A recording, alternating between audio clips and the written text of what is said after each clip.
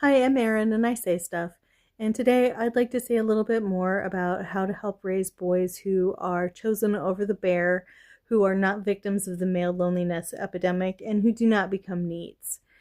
So, in previous videos, I talked about the importance of teaching your boys to do chores and the reasons that they should learn to do those chores, and also the importance of the technique of sharing control through choices. But I wanted to speak a little bit more on those two particular techniques because they satisfy a psychological need that seems to be a little bit more intensive in men.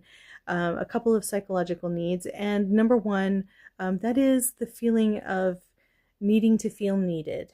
This seems to be a little bit more prevalent in boys and men, it seems.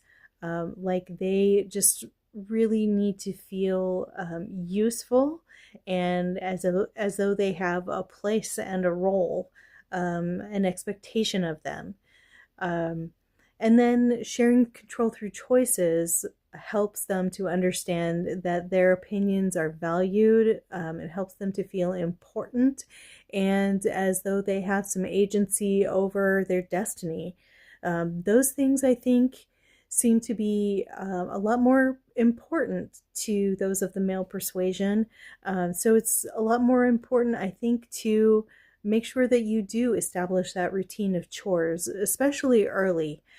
Satisfy that psychological need of belonging to the tribe and needing to feel needed. And that way, when they are adults and they really are needed, they know what to do. They can feel competent. Um, they don't have to feel confused, and they can fill that niche without even thinking and know that they are satisfying a need that somebody has.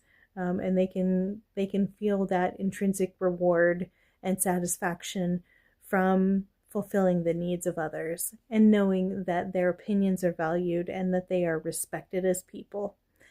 Anyhow, we'll keep going on this series of avoiding becoming chosen over or becoming raising sons that can be chosen over the bear. So, happy parenting.